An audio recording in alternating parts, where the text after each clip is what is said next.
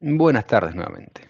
Entonces, ahora comenzaremos con una clase de flujo transitorio y acoplado con deformación en lo que es Plaxis. Antes de empezar a hablar de la presentación en sí.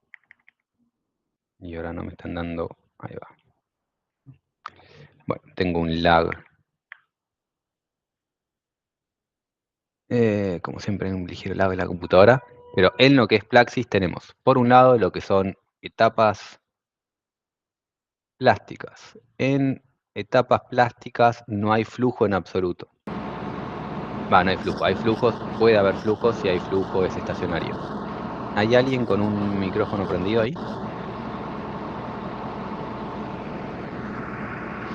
¿Ya? Sí, creo que Héctor, puede ser que tengas el micrófono abierto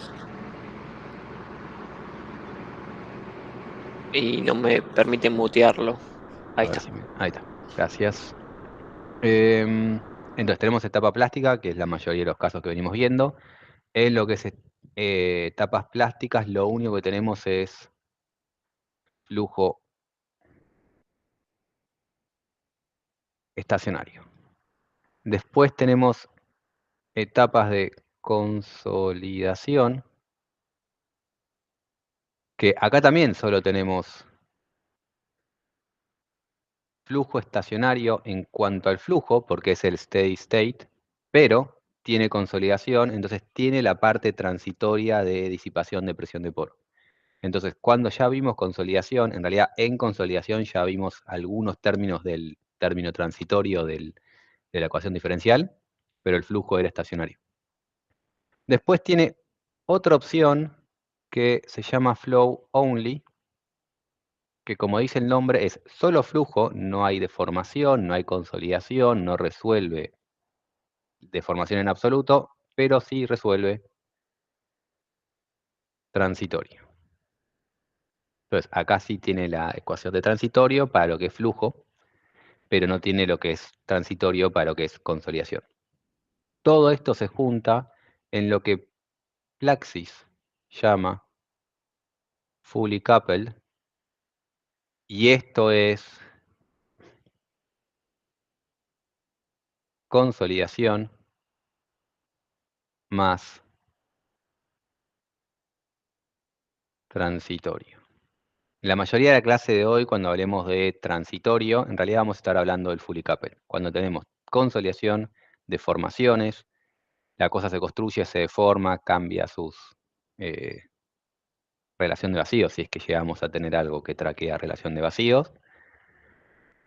Tiene tensiones, si genera tensiones, genera presiones de poro y genera adicionalmente la parte transitoria del flujo. Son dos cosas distintas, poder evolucionar presión de poro y tener transitorio. El fully coupled genera todo y generalmente de eso vamos a estar hablando cuando hablamos del transitorio, por eso dice y acoplado con deformación. Acoplado con deformación es que en la misma etapa resuelve las ecuaciones de flujo y resuelve las ecuaciones de consolidación. Eso quiere decir acoplado, resuelve ambas cosas al mismo tiempo. No me gusta el fully, de la palabra fully coupled, porque igual no resuelve ambas al mismo tiempo. Para si alguien viene de cosas numéricas, Plaxis no está realmente resolviendo ambas cosas al mismo tiempo. En realidad resuelve primero la parte de flujo, después la parte de sólidos. La parte de flujo, la parte de sólidos. La parte de flujos y la parte de sólidos en un sistema escalonado, tipo staggered. Entonces va resolviendo ambas cosas al mismo tiempo, pero no es realmente al mismo tiempo. Dicho esa aclaración, ahora sí nos adentramos en lo que es la presentación de flujo transitorio. En la mayoría de los casos que vamos a estudiar, es suficiente resolver el flujo estacionario, porque o las condiciones de borde son estacionarias, es decir, las condiciones de borde son constantes, o el peor caso es el caso estacionario a tiempo infinito. Como cuando el flujo es estacionario, estacionario quiere decir justamente que es fijo en el tiempo.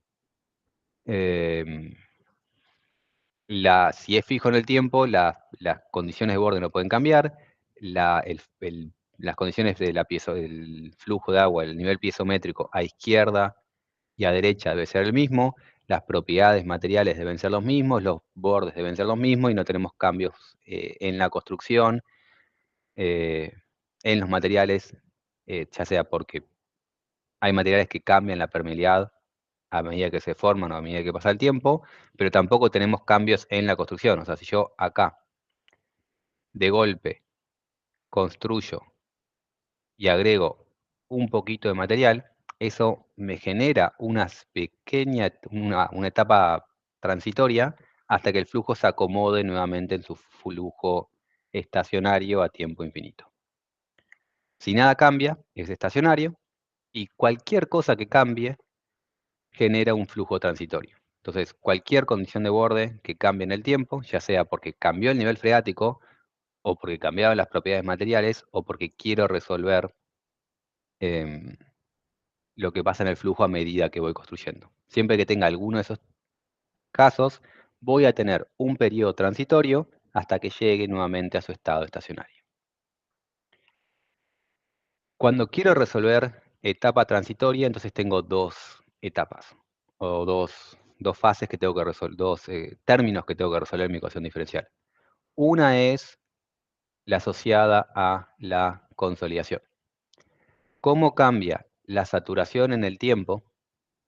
La función para saturación en el tiempo depende, por un lado, del término de consolidación, cómo cambia el volumen al cambiar la relación de vacíos, se disipa presión de poros, expulsa el agua, y eso es un término transitorio porque depende del tiempo.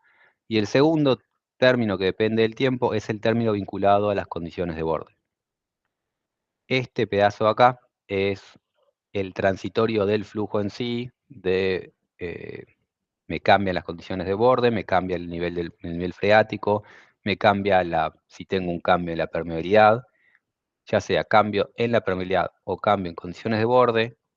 Eso es lo que se conoce generalmente como el término transitorio en sí de mi ecuación diferencial.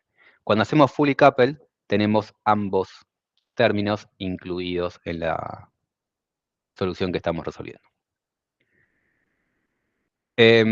Lo que es importante de todo esto es, hagamos transitorio o hagamos estacionario, recuerden siempre resolver realmente lo que es el flujo. Esto es una diapositiva de geotécnica numérica 1, que ya vimos, pero es bueno recordar, que por más que no sea significativo resolver la etapa estacionaria, recuerden siempre resolver con cálculo de infiltración. Porque si yo calculo el flujo y no impongo la freática, al calcular el flujo aparecen todas estas flechas. Esas flechas quieren decir hay flujo, y ese flujo quiere decir hay presiones que modifican mis tensiones efectivas. Y la seguridad de nuestros suelos, la resistencia de los suelos, depende de las tensiones efectivas. Cuando yo calculo infiltración, cuando yo resuelvo el análisis de flujo, ya sea estacionario o transitorio, aparecen presiones de infiltración y esas presiones afectan las tensiones efectivas y por lo tanto afectan el coeficiente de seguridad. Si yo no calculo la infiltración, pero impongo el nivel freático, al no calcular presiones, me cambian las tensiones efectivas, me cambia la seguridad. No estamos resolviendo flujo únicamente para que el agua esté donde tenga que estar en el momento que tenga que estar. Estamos resolviendo el flujo para que las presiones estén correctas y las tensiones efectivas que tenga mi suelo estén bien modeladas. Entonces queremos modelar correctamente las tensiones efectivas. Nosotros cuando queremos modelar flujo estacionario, el resultado de flujo estacionario solo depende del valor relativo entre los distintos materiales. Y por eso es más simple o cometemos generalmente menos errores cuando resolvemos solo estacionario. Si yo quiero calcular el flujo estacionario de estas unidades geotécnicas, de ese talud, lo único que importa es la permeabilidad relativa entre estos dos valores. Si yo a todos los materiales le pongo 10 veces más o 100 veces menos, la solución del flujo estacionario es exactamente la misma. Porque si todo es más permeable o todo es menos permeable, Lo único que me va a afectar es cuánto tiempo tarda en llegar esa solución, pero no la solución final, que es la que calcula el caso estacionario. En cambio, cuando queremos resolver un flujo transitorio, ahí es mucho más importante los valores absolutos. Porque si inicialmente el agua estaba acá, el tiempo que tarda en subir el nivel freático no depende únicamente del valor relativo de la permeabilidad, sino del valor absoluto de la permeabilidad. Hasta dónde llega depende del tiempo y ese tiempo depende del valor absoluto. Y por eso, para hacer flujo transitorio, necesitamos tener mayor claridad o mayor datos en cuanto a la verdadera permeabilidad que tienen nuestros suelos, que es siempre algo difícil de estimar. Siempre que estimamos permeabilidades, tenemos un orden de magnitud de error. O sea, puede ser 10 a la menos 7 como 10 a la menos 8, para el flujo estacionario, ese tipo de error generalmente no es tan significativo, no cambia tanto si le pongo 10 a la menos 8 o 10 a la menos 7. Por esto que digo que solo importa valores relativos entre ellos. Pero para el caso transitorio, si le pongo algo 10 veces menos permeable, quiere decir que en vez de tardar una semana, va a tardar 2 meses. Y en general, la diferencia entre una semana y 2 meses es bastante importante. O sea, cuando intentamos hacer flujo transitorio, intentamos estimar presiones de poro en un tiempo específico, y si queremos modelar eso a lo largo del periodo de construcción, es mucho más importante diferenciar un orden de magnitud de tiempos. Un orden de magnitud de tiempo es un montón de error, un orden de magnitud en permeabilidad es normal que tengamos. Entonces, es el problema del transitorio, necesitamos intentar calibrar con la mayor precisión posible esa permeabilidad. Esa permeabilidad es realmente importante. El valor absoluto es realmente importante. Lo que sí, el flujo transitorio nos habilita a responder preguntas que no podríamos si lo hacemos solo estacionario. Lo que tenemos acá es un mismo talud y podemos calcular el factor de seguridad, o sea, el SSR del talud cuando el agua llega acá, o el SSR del talud cuando el agua llega acá. Haciendo flujo estacionario, podemos ver esos dos extremos y calcular la seguridad de los dos extremos. Lo que nos permite el flujo transitorio es cómo poder calcular esa seguridad, pero si este cambio no es permanente. O sea, el agua generalmente llega hasta acá y de golpe, porque hay una inundación inusual, el agua se mueve y avanza contra el frente del talud. Entonces, inicialmente está acá. En el plazo de horas o minutos, el agua avanza hasta el frente del talud, pero que ahora el agua llega al frente del talud, no quiere decir que tengamos esta condición de acá abajo. Esta condición de acá abajo se logra después de mucho tiempo del talud totalmente inundado. Si queremos ver qué pasa si se inunda solo una semana, esta es la condición de flujo y podemos calcular entonces el factor, bueno, esto no es una semana, esto sería 2 horas. Si se inunda 2 horas, podemos ver la condición de flujo y calcular el factor de seguridad de nuestro talud si está inundado durante 2 horas. O calcular el factor de seguridad si el talud está inundado una semana, entonces el agua avanza y ya tenemos otro área saturada, otra situación de flujo, y podemos calcular cuál es la seguridad del talud si esto estuvo inundado durante una semana o un mes, 2 meses, un año. Podemos ir calculando cómo cambia esa seguridad si lo mantenemos inundado o no. Y esto nos permite saber no solo si es un problema, si se inunda mi talud, sino que también podemos estudiar si se inunda, pero podemos lograr secarlo rápidamente en el plazo de una semana, tal vez no es un problema para la seguridad de nuestro talud. El estado estacionario nos deja únicamente los dos extremos, o condiciones normales o inundadas por siempre, pero nunca nos hubiese permitido analizar qué pasa si solo está una semana mojado. Esto es un caso de donde nos podría interesar hacer flujo transitorio. Y otro caso es cuando queremos modelar justamente el flujo durante la construcción. Voy a poner de vuelta el video en un segundo, pero ahí están viendo un caso donde se modeló esa presa con fully coupled, o sea, flujo transitorio y acoplado. Y lo que están viendo es que se construye por un lado la presa y por otro lado se construye, esto es un relave, entonces el relave está saturado y como al relave estar saturado, modelar el flujo transitorio de todo esto. Lo pongo para atrás y para adelante, ahora sí lo vemos con tiempo. Concéntrese por un lado en ver esto de acá. Les pido disculpas que es un gran pixel. Le agregué a último momento este video y no lo tengo en alta calidad, no lo tenía guardado en alta calidad. Pero esto de acá, lo que están viendo es saturación. Entonces, este es el nivel de agua que terminó al finalizar la construcción. Si ven, la situación inicial estaba por acá abajo, al construir se levantó hasta acá. Y lo otro que pueden ver son estas pelotas rojas que están cayendo, que es nuevamente saturación. Lo que indica esta pelota es que como el agua va filtrando por acá, filtra el agua y tenemos esas pelotas de agua que van mojando y cayendo acá. Y por eso de a poco va elevando su nivel, el nivel freático. Entonces voy para atrás y voy de vuelta, construyo el talud, este es el nivel, el freático natural, y a medida que voy levantando los relaves, se va saturando cada vez más el cuerpo de la presa, y se va saturando cada vez más, este nivel sube, y aparte vemos cómo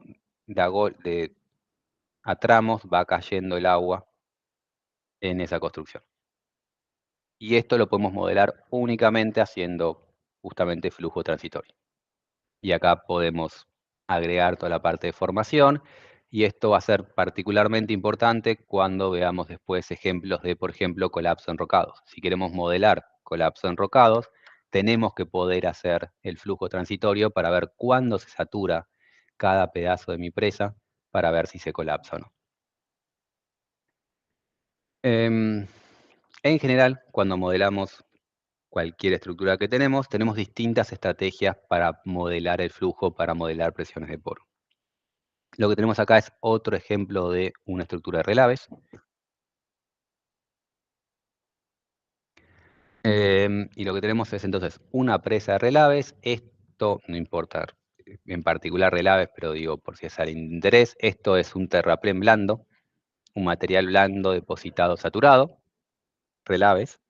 Esto es el contrafuerte, que está construido por un material fino, entre comillas. En realidad está mal ese fino, es algún tipo de arena, no es grava, no es un contrafuerte de roca, pero no es arcilla, pero no tenemos un contrafuerte. Esta presa no cumplía factores de seguridad, entonces hace falta construirle un contrafuerte más grande, se agrega un filtro en el contacto, se construye el contrafuerte robusto y esto sí ya empieza a ser un material tipo grava.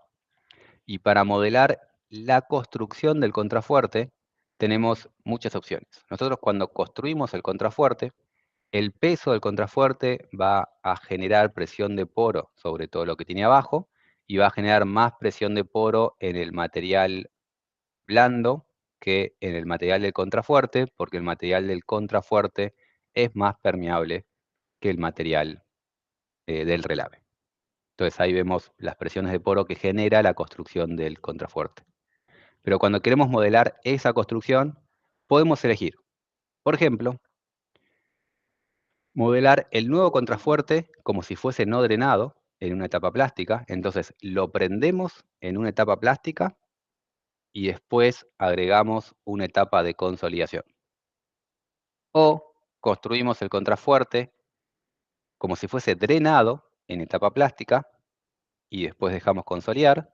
O directamente construimos el contrafuerte en una etapa de consolidación.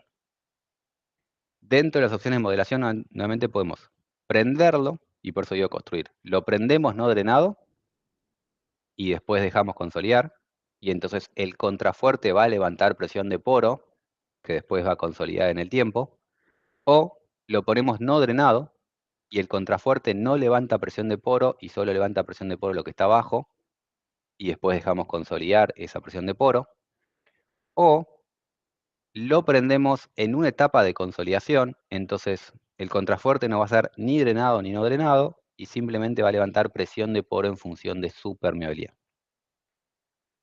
Estas son las opciones, y ahora vamos a ver básicamente, del punto de vista teórico, en qué cambia si primero lo construyo en una etapa plástica y después consolido, o simplemente hago una etapa de consolidación.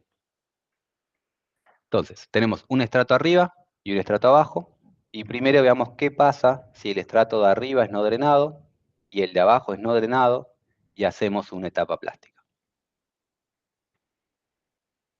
Vuelvo un segundo para atrás. Recuerden que el contrafuerte, cuando se construyen estos contrafuertes, no solo importa su permeabilidad, sino que se construyen secos. Si el contrafuerte se construye seco, no debería levantar presión de poro durante la construcción porque está seco. Así que ahora sí vuelvo para acá. Construimos el contrafuerte no drenado, abajo está no drenado, hacemos una etapa plástica. Cuando yo le pongo no drenado, Plaxis asume que está todo saturado, y si hacemos una etapa plástica no drenada, está todo saturado, todo levanta presión de poro. Después hacemos una etapa de consolidación, y cuando hacemos la etapa de consolidación empieza a disipar presión de poro por arriba y por abajo, o sea, por donde pueda disipar presión de poros, para arriba y para abajo. Y como el material originalmente estaba saturado, todo tiene que disipar presión de poro, y todo queda con una presión de poro demasiado alta, o sea, todo queda con presión de poro, y en particular la parte de arriba queda con demasiada presión de poro, porque está mal, demasiado en el sentido que está mal que algo que esté seco genere tanta presión de poro. Entonces, si algo está seco inicialmente, no deberíamos ponerlo no drenado, no debería levantar esa presión de poro. Entonces podríamos prender ese contrafuerte drenado, porque está seco y no va a levantar presión de poro. Abajo no drenado, hacer una etapa plástica, y entonces lo que asume en Plaxis en etapa plástica es: esto no levanta nada de presión de poro, y esto levanta presión de poro proporcional a la carga que estoy aplicando. Toda carga que yo aplique se traduce como presión de poro para el material de abajo. Dejo consolidar, y ahora cuando dejo consolidar, fíjense que nuevamente disipa presión de poro para arriba y para abajo. El material que estaba arriba, que inicialmente estaba seco, en la etapa de consolidación, lo que pasa es que el agua fluye para arriba del material saturado al material seco, que está bien, y empieza a aparecer presión de poro en el material de arriba. Eso es correcto, o sea que el material de arriba inicialmente esté seco, no quiere decir que eventualmente no se moje, porque el agua quiere escapar hacia arriba, y entonces tiene presión de poro el material de arriba, pero tiene menos presión de poro que el material que estaba abajo, que sí se comportó no drenado desde el momento inicial. Entonces, eso es un resultado correcto. Lo otro que podríamos haber hecho era, en vez de hacer primero una etapa plástica y después una etapa de consolidación, hacer inicialmente de entrada una etapa de consolidación. El problema es que nosotros cuando hacemos la característica de la etapa de consolidación es que ignora totalmente si es drenado o no drenado. Entonces, al programa nosotros le indicamos drenado, pero en etapa de consolidación eso no quiere decir nada. Y le indicamos no drenado, pero en una etapa de consolidación eso no quiere decir nada. En una etapa de consolidación va a generar presión de poro en función de su permeabilidad, y si hago la etapa de consolidación muy pero muy corta, todo levanta presión de poro prácticamente igual que si estuviese no drenado. Porque por más que el material de arriba sea muy pero muy permeable, si yo le doy un segundo, genera presión de poro como si fuese no drenada, y de hecho genera presión de poro que está mal. Si le doy un tiempo demasiado corto, la presión de poro que genera no es la presión de poro correcta, y se ven esas manchitas blancas. Es un tema numérico que algo vamos a hablar después, pero si el tiempo es demasiado corto, genera presión de poro similar a como si fuese no drenado, pero con ciertos problemas numéricos.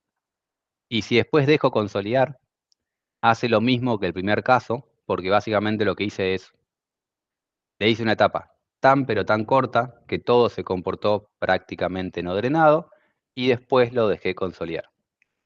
Entonces, yo no puedo de entrada ponerle etapa de consolidación si yo ya sé que el material estaba seco, porque va a levantar presión de poro por más que no esté seco, porque no hay forma, porque en ningún momento le dijimos al Plaxis que ese material estaba seco. Una forma de decirle que estaba seco es, o una forma numérica de decirle que eso está seco, es decirle a Plaxis, bueno, hacer una etapa de consolidación, pero poner que la rigidez del agua de ese estrato vale 0. Si ese estrato no tiene rigidez, no va a levantar presión de poro, porque la etapa de consolidación genera una presión en función del tiempo que le doy, pero también en función de las rigideces relativas. Si la rigidez del agua es muy baja, entonces cuando lo aprieto, por más que lo aprieto instantáneo, por más que esto sea muy pero muy rápido, la carga en vez de ir al agua, va a ir al sólido, porque el sólido es más rígido que el agua, si le puse esta cosa numérica extraña. Entonces, con esta estrategia, logro que la etapa inicial de consolidación sea cercana a la realidad, digamos, pero si después utilizo ese mismo material para que consolide, vemos que prácticamente no genera presión de poro.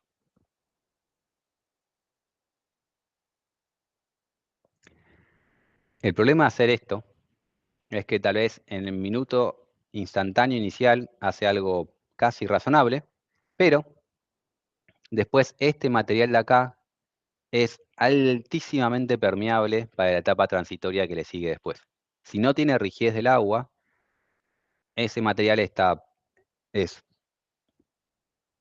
una especie de permeabilidad prácticamente infinita para lo que es etapa de consolidación y no genera presión de poro en B de forma incorrecta. Por lo tanto, si el material está seco, conviene hacer una etapa plástica y después hacer la etapa de consolidación. Lo que es más interesante de todo esto es ver en detalle estos dos casos acá. Vemos entonces en detalle el caso de no drenado, no drenado o drenado, no drenado en etapas plásticas. Y hay un montón de imágenes, intenten concentrarse por ahora solo en esta parte de acá. Y entonces tenemos dos casos, todo no drenado o arriba drenado y abajo no drenado. Si todo es no drenado, se asienta muy poquito al principio de forma instantánea, porque tiene la rigidez no drenada, que es alta, y con el tiempo disipa presión de poro y consolida. Si en cambio es arriba drenado y abajo no drenado, la parte de arriba se asienta instantáneamente, porque no levanta esa presión de poro, esto tiene la rigidez drenada, se asienta instantáneo, y después consolida la mitad inferior y llegan al mismo punto final. Al final, ambas cosas me tienen que dar lo mismo, lo que me cambia es que si este está drenado, consolida de forma instantánea, y si está no drenado, tenemos que darle tiempo para que consolide a ese punto. Lo que es más interesante es ver ahora lo que pasa en los puntos del medio. En el punto de arriba, este se desplaza más rápido que este, digamos. No sé si la palabra es más rápido, pero este se desplaza mucho al principio y este tarda en desplazarse. Entonces, el gris siempre está abajo de la curva azul. En cambio, si vemos este punto marrón naranja, está siempre la curva arriba del amarillo. Es decir, este punto se asienta más lento que este punto acá. Entonces, la razón que este punto, que el naranja, está arriba del amarillo, es porque cuando esto empieza a consolidar, como vimos justamente antes, hay una presión de poro, una un flujo de agua ascendente al material de arriba. Cuando ese material entra en el material de arriba, lo que termina pasando es que el material de arriba se hincha y se expande. Y eso genera que se asiente menos. Este punto, por más que tal vez uno creería que como está drenado el material de arriba vamos a tener más desplazamiento, el punto intermedio es más lento el asentamiento porque se va hinchando lo de arriba y tenemos una expansión. Expansión no es porque realmente no se llega a traccionar, sino que se descomprime y hay como un rebote y se hincha la parte de arriba y se termina deformando. Necesitan, sí, termina asentando más lento que si todo hubiese sido no drenado. Volviendo al tema de la consolidación y el tiempo corto, siempre que hacemos un problema de presión de poro, tenemos el problema de Mandel-Cryer, y es que la generación de poro es instantánea, pero la disipación es retardada. Y cuando resolvemos esa ecuación, tenemos un problema en el momento inicial que genera que la presión en el primer paso, en el minuto inicial, sea más alta que la que teóricamente tendríamos que tener. Por más que mi material es no drenado, si yo le aplico 100, cuando aplico 100 no me debería generar 102 kilopascales. Pero cuando resolvemos esto, como la generación es instantánea, pero la disipación tarda, en el instante inicial genera más presión que la que estoy imponiendo. Y después de cierto paso de tiempo, esa presión empieza a estar por debajo de la carga. Entonces hay como un paso mínimo que debería estudiar para no estar informando valores de overshooting de mayores al real. Ese paso mínimo que tarda en bajar que la presión baje debajo de la carga que estoy aplicando, depende del tamaño del elemento, del tipo de elemento y del coeficiente de consolidación.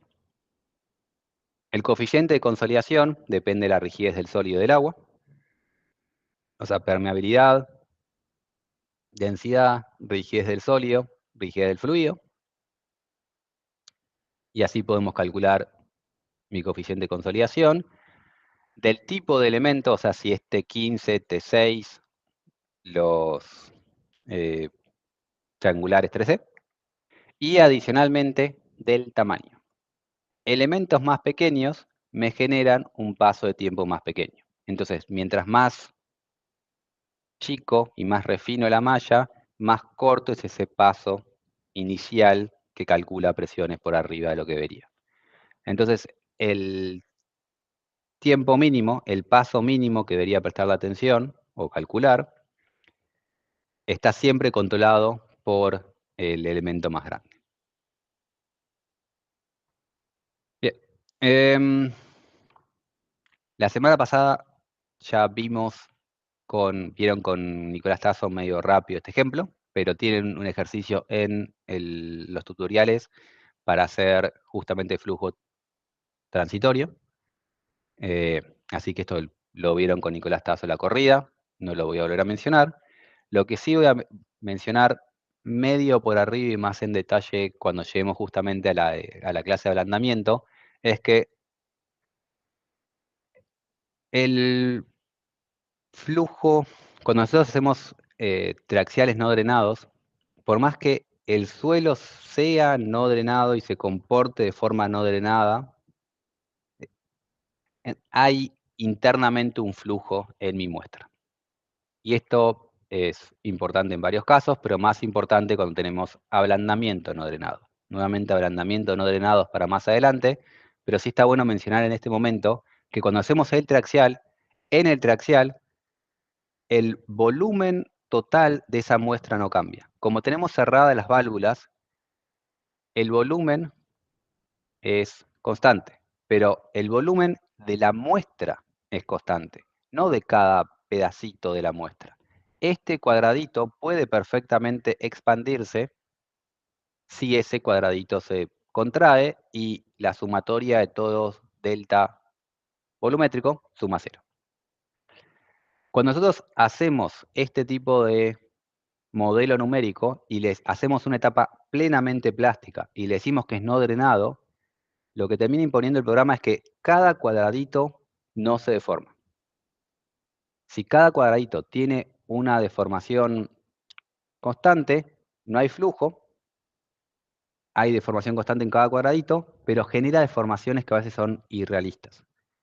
Esto es el mapa de deformación, esto es deformación de corte, en este caso no drenado, y hay una especie de falla difusa. O sea, todo esto está fallando y hay una falla difusa que no localiza, o sea, no localiza las deformaciones y no localiza las tensiones.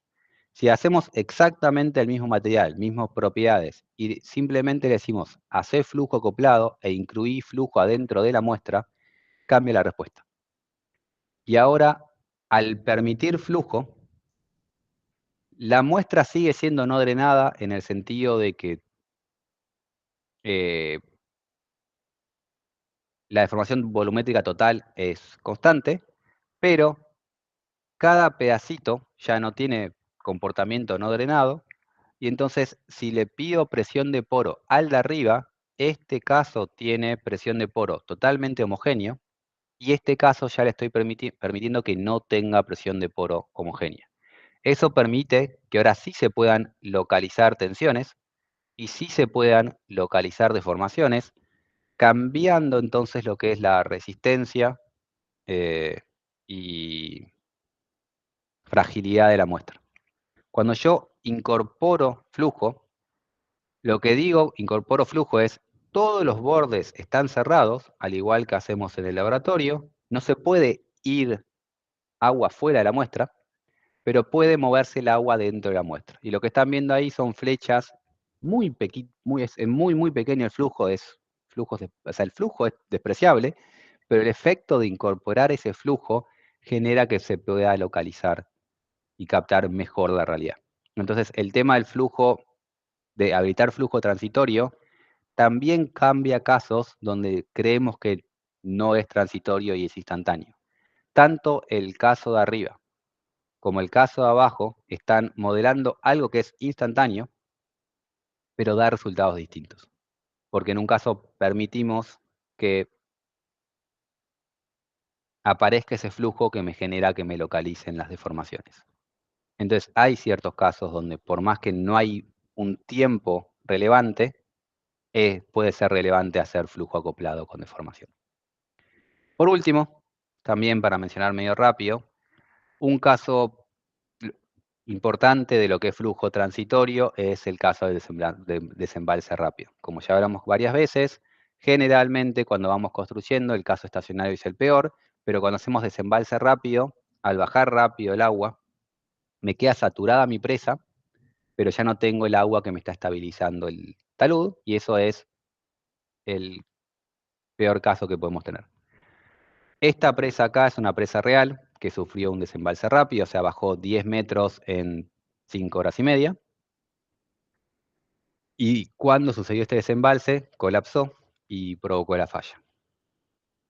La razón es compactación, o sea, no es solo el problema del desembalse, había problemas en la presa real, pero este caso en particular fue resuelto como trabajo práctico de estas materias por Pedro Fernández. Entonces Pedro hizo un cálculo del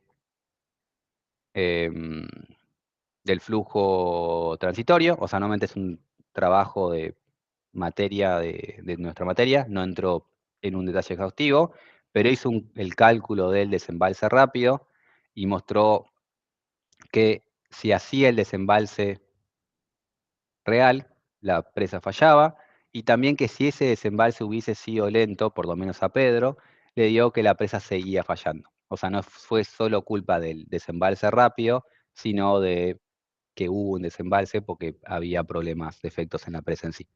Pero cuando hacemos este tipo de análisis, podemos estudiar cuál es el tiempo que le deberíamos dar a la presa para que la presa no falle al vaciarse. Lo interesante es que cuando hacía el análisis drenado, la presa sí le daba segura, o sea, le da un factor de seguridad prácticamente 1,5 que pretendemos para el drenado, pero en el desembalse rápido le fallaba, y le fallaba con una superficie de falla muy similar a la que informaron en el informe en su momento. O sea, en negro está el informe histórico y abajo con colores el modelo de Pedro que captaba correctamente la superficie de falla y que había falla. Si quieren más detalles, pueden escribirle a Pedro Fernández. Y con esto sí termino la clase de hoy. ¿Consultas?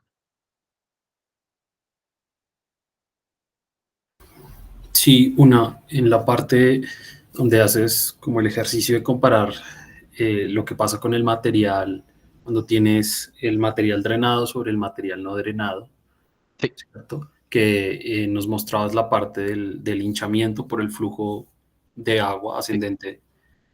Esa parte, ¿eso pasaría igual si en vez de material drenado yo le hubiese puesto non-porous? ¿O no necesariamente? ¿O habría que verlo?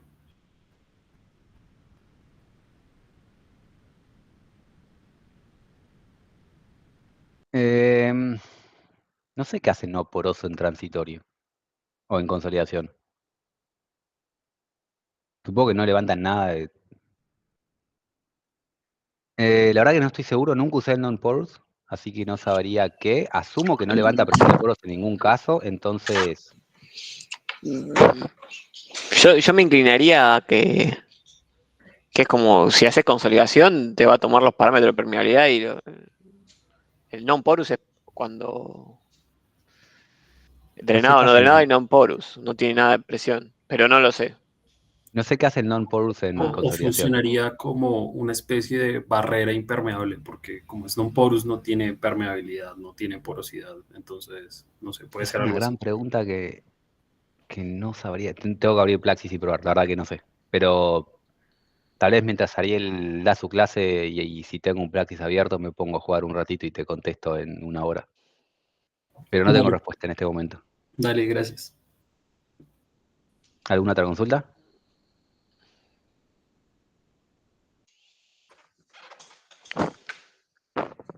Bien, si no hay más consultas, dejo de grabar simplemente para cortar y después retomar de vuelta la grabación. Estoy intentando hacer por pedacitos grabaciones.